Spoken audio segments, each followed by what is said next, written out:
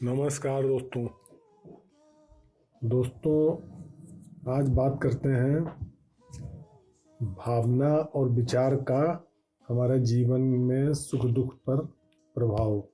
जीवन में जो सुख दुख होते हैं भावना और विचार से होते हैं, तो उनके लिए कौन कौन से ग्रह रिस्पॉन्सिबल हैं उसी पर थोड़ी सी चर्चा करते हैं। और जब आप लोग आ ही गए हैं और मेरा वीडियो देख रहे हैं तो कृपया सब्सक्राइब कर दीजिए, वरना पूरा वीडियो देखने के बाद आप लोग भूल जाएंगे और आलस बस सब्सक्राइब नहीं करेंगे। तो कृपया वीडियो को सब्सक्राइब कर दीजिए। चलिए शुरू करते हैं। तो दोस्तों, जैसा मैंने लिखा है कि जीवन में जो भी सुख दुख हैं हमारे विचारों से हैं और भावनाओं से हैं। ठीक है, उसी परिस्थितियों में कोई व्यक्ति बहुत सुखी रहता है, परिस्थितियाँ वही हैं, लेकिन उससे अच्छी परिस्थितियों में कोई व्यक्ति दुखी रहता है, छोटी छोटी बातों पर दुखी हो जाता है। तो आखिर ये क्यों, जबकि परिस्थितियाँ तो दोनों के लिए समान हैं। तो दोस्तों, जैसा लिखा है 1 नंबर पे कि विचारों के द्वारा हम संसार में रहते हैं और संसारिक लोगों से बात करते हैं, और भावनाओं से भी हम संसारिक लोगों से रिश्ते रख सकते हैं, लेकिन जो हमारी इच्छाएं हैं, जिनको विचार कह सकते हैं, वो हमारी भावनाओं को दूषित करते हैं। ठीक है दोस्तों, लिख भी दिया है ताकि आप लोग देख भी लें और जो मैं बोल रहा हूँ उस पर ध्यान दीजिएगा। अब आता है दूसरी बात कि एक जगत है भाव जगत। एक तो ये संसार है जिसको माया कहते हैं, ये हमारे विचारों से चलता है, सारा खेल विचारों का है। और दूसरा जो है एक भाव जगत, तो भाव या भावनाओं से हम अदृश्य शक्तियों से या देवी देवताओं से जुड़ सकते हैं, उनकी बातें या कहिए उनके इशारे समझ सकते हैं और अपनी बातें पहुंचा सकते हैं। ठीक है, पूजा पाठ में इन भावनाओं का ही महत्व है। तो लोग विचारों से पूजा करते हैं, अपनी बातें सब कुछ कहेंगे, लेकिन भावनाएं दूषित रखते हैं, ये मैंने लिख भी दिया है। और इसी कारण आजकल पूजा के फल नहीं मिलते हैं। आप लोग अपनी भावनाएं अच्छी रखिए और फिर पूजा करिए तो फल ज़्यादा मिलेंगे, क्योंकि जो भाव जगत है तो ईश्वर भावनाओं का भूखा है। और यही आज का टॉपिक है मेरा। अब दोस्तों आते हैं, इसको ऊपर करते हैं पेज को अपने। तो दोस्तों आते हैं, जैसा मैंने लिखा है कि भावना का कारक होता है चंद्रमा।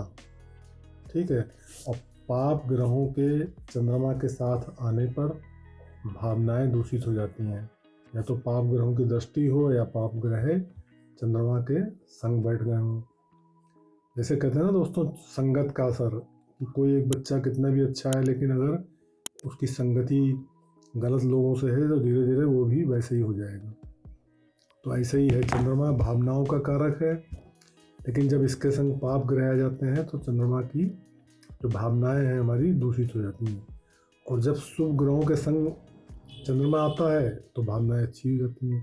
तो ये मैंने सारणी के द्वारा समझाया है, लिख भी दिया है, आप पढ़ सकते हैं इसको पॉज करके, लेकिन समझा भी देता हूँ। जैसे सूर्य और चंद्रमा आ गए संग संग, ठीक है, तो व्यक्ति में शासन करने की प्रेरणा होती है, मतलब थोड़ा सा डोमिनेटिंग कैरेक्टर का भी हो जाता है वो, और अहंकारी भी हो जाता है। मंगल और चंद्रमा आ गए, या मंगल की चंद्रमा पर दृष्टि है, तो मंगल की टेंडेंसी ऐसी है जैसी फौजियों की होती है, पुलिस वालों की होती है ना। तो ये क्रूरता देता है और हिंसा देता है, या कह सकते हैं शक्ति देता है कोई भी कार्य करने की, अगर मंगल चंद्रमा के संग है। ठीक है दोस्तों, अब आते हैं बुध। यदि बुध चंद्रमा के संग है तो ये चालाकी देता है, व्यक्ति हर बात में भावनाएं किनारे कर देगा और चालाकी से काम लेगा। फिर आ गया गुरु अगर चंद्रमा के संग है तो ये भावनाओं को शुद्ध करता है। देवगुरु बृहस्पति हैं, इसमें गज केसरी योग होता है, तो भावनाओं को अच्छा करते हैं ये गुरु और चंद्रमा, शुभ योग है ये।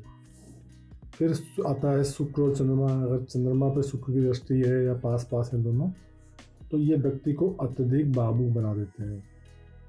ठीक है, ऐसे व्यक्ति से लोग फ़ायदा उठा लेते हैं और फिर छोड़ देते हैं, तो ऐसा व्यक्ति बहुत भावुक होता है। अब आते हैं आगे दोस्तों। भावनाओं से व्यक्ति या तो अवसाद में चला जाता है। कब? जब भावनाएं अनकंट्रोल हों, उसका अपनी भावनाओं पे कंट्रोल ना हो, थोड़े से में दुखी हो जाए, थोड़े में खुश हो जाए, ठीक है ना, तो लोग उसको यूज करेंगे, तो धीरे धीरे व्यक्ति कभी ना कभी भविष्य में डिप्रेशन में आ जाएगा, एंजाइटी में आ जाएगा, अगर भावनाओं पे कंट्रोल नहीं है तो। और यदि भावनाओं पे कंट्रोल है, ये मैंने बनाया हुआ है तीर से, तो व्यक्ति संत हो जाएगा, ठीक है, मोटिवेशनल वीडियोस बनाएगा, गुरु हो जाएगा, क्योंकि भावनाएं अच्छी होंगी उसकी और कंट्रोल होंगी, ठीक है। तो ये दो तरीके हैं, भावनाएं खराब हुई तो अवसाद में आ जाएगा, अच्छी हुई तो वो हर फील्ड में अपना नाम कमाएगा। अब आता है दोस्तों राहु और चंद्रमा। दोस्तों राहु जो ग्रह है, ये है, आप लोगों ने सुना होगा कि उसका धड़ काट दिया था तो आधा चला गया केतु हो गया, आधा राहु हो गया।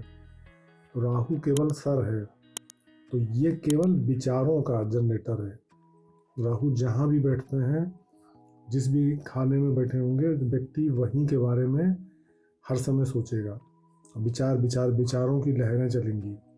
अगर ये पंचम भाव में बैठ गए, पंचम भाव बुद्धि विद्या का है, तो ऐसा व्यक्ति बहुत ज्ञान हासिल करना चाहेगा, तमाम विचार आएंगे, स्पिरिचुअल होगा।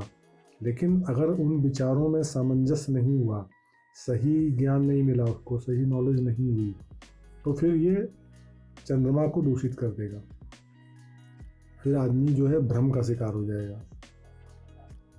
ये मैं लिख देता हूँ, ठीक है। अगर विचारों में सामंजस्य नहीं हुआ, सही ज्ञान नहीं मिला तो, ठीक है। बाकी अगर राहु चंद्रमा के संग किसी भी भाव में बैठा है तो भावनाओं को दूषित कर देगा, क्योंकि चंद्रमा भावनाओं का कारक है, लेकिन राहु विचारों का है, तो भावनाओं पर विचार हावी हो जाएंगे और ये दूषित हो जाएगा। इससे क्या होगा? भ्रम पैदा होंगे, डर पैदा होंगे, तमाम डिप्रेशन सहित तमाम मनोवैज्ञानिक दबाव शुरू हो जाएगा। तो ये राहु का है, हमने संक्षिप्त बताया है, सारे ग्रहों का संक्षिप्त बताया है कि चंद्रमा के संग बाकी ग्रह मिलने पर भावनाएं कैसे कैसे प्रभावित होती हैं। अब दोस्तों इसको इधर करते हैं पेज को, और ये आया, ठीक है। भावनाओं को नियंत्रित करने के लिए क्या करें, ये मैंने लिखा हुआ है। तो आधुनिक साहित्य पढ़ें दोस्तों। मन और भावनाओं पर, यानी कि मनोविज्ञान पर, जो आधुनिक ज्ञान है मनोविज्ञान पर, उसका आधुनिक साहित्य पढ़ें, उसके वीडियो देखें आप, तो आप अंधविश्वास से बाहर आ जाएंगे, राहु के बुरे प्रभाव से बाहर आ जाएंगे, ठीक है। गीता पाठ भी करें कि हम लोग क्या लेके आए थे, क्या ले जाएंगे, हम लोग आत्मा हैं, गीता भी पाठ करें, और संग में आधुनिक साहित्य पढ़ें मन और भावनाओं पर। और वीडियो देख सकते हैं किसी भी अच्छे मोटिवेशनल स्पीकर के। फिर आपको करना ये है, जीवन दिनचर्या में प्राणायाम और ध्यान जरूर करें, ठीक है। सात्विक भोजन करें, अच्छी संगत करें, लिख देता हूँ मैं, संगत अच्छी हो, ठीक है। और आराधना करनी है किसी देवता की, शिव जी की आराधना करें। शिव जी के मस्तक पे चंद्रमा होता है, ये मन का कारक है। शिव जी की आराधना करेंगे तो राहु का प्रभाव काफ़ी कम होगा, मन शांत होगा। इसके अलावा दोस्तों मैंने ये लिखा है कि मैं एक सरल वैज्ञानिक अध्यात्म, ये मैंने लिखा है, सीरीज शुरू कर रहा हूँ, जिसमें मन, बुद्धि, आत्मा, भावनाएं आदि पर, जैसे कि कर्म फल क्या होते हैं, प्रारब्ध क्या होते हैं, भूत प्रेत क्या होते हैं, तंत्र मंत्र क्या होते हैं, सभी जीवन से जुड़ी सभी चीज़ें आ जाएंगी उसमें। तो उस पर सरल वैज्ञानिक तरीके से मैं शुरू कर रहा हूँ। इसका नाम दिया है सरल वैज्ञानिक अध्यात्म सीरीज। तो कृपया इसको ज़रूर देखें आप। ये मेरा 35 साल का वैज्ञानिक अनुभव है। अनुभव आप समझ सकते होंगे, मैंने इन हर चीज़ को पढ़ा भी है और खुद अनुभव किया है जीवन में। तो दोस्तों इसको देखिए। तो उम्मीद करते हैं आप ये सब मेरा चैनल देखेंगे तो आपका राहु का प्रकोप भी कम होगा और आप खुद ज्ञानी होंगे और आप दूसरों को समझाएंगे। ठीक है दोस्तों, इस वीडियो में इतना ही। कम समय में मैंने कुछ बातें बताई हैं, इसको आप लोग मनन करिएगा। फिर मिलते हैं, धन्यवाद। और दोस्तों, जब यहाँ तक आप लोगों ने देखा है तो कृपया चैनल अवश्य सब्सक्राइब करें, कुछ लोगों से और करवाएं। जो लोग भी सब्सक्राइब करते हैं उनकी एक कुंडली में फ्री में देखता हूँ। ठीक है दोस्तों, धन्यवाद, नमस्कार।